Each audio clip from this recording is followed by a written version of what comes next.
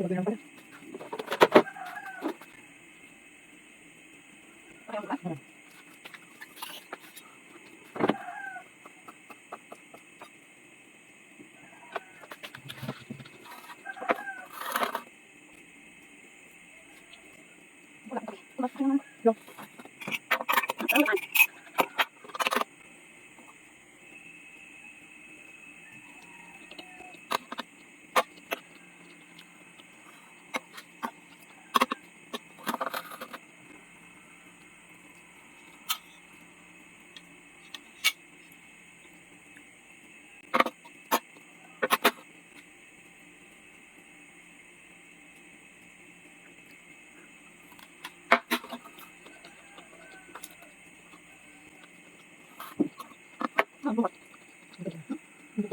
Hindi ko malang paglang okay sila sila.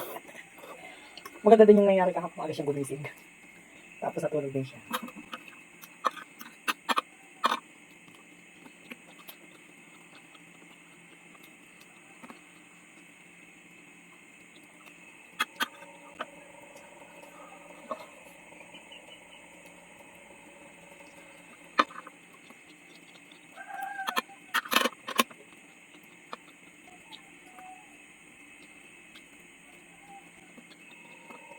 Ano na?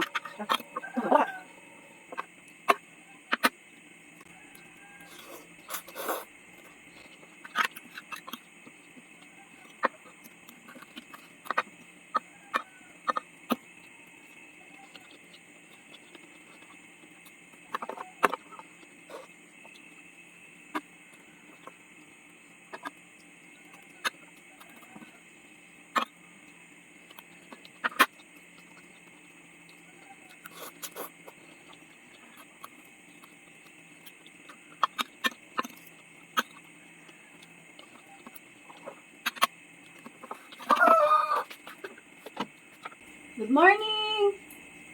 Bakso bago.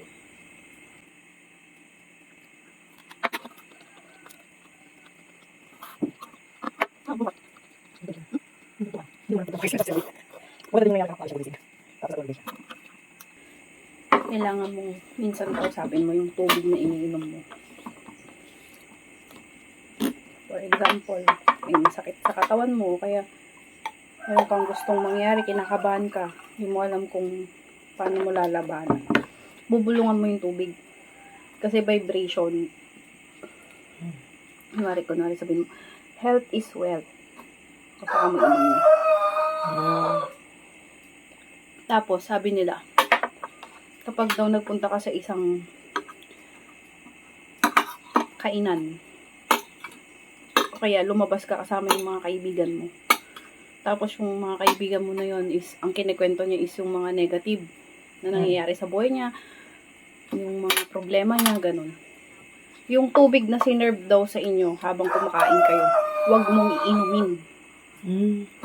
Kasi yung tubig, na-absorb niya yung vibration ng negativity ng mga sinasabi ng kaibigan mo, tapos iinumin mo.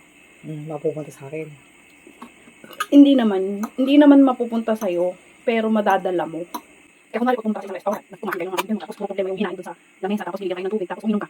Diba parang ang pakiramdam mo, nararamdaman mo yung ang bigat-bigat. Ganun.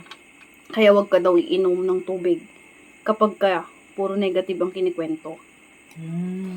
Kasi may vibration sa tubig. May memory ang tubig. Dapat din naman pinapalungan.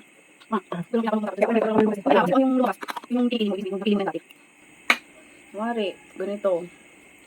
Kada magsisimula akong mag-duty, sinasabi ko, all is well.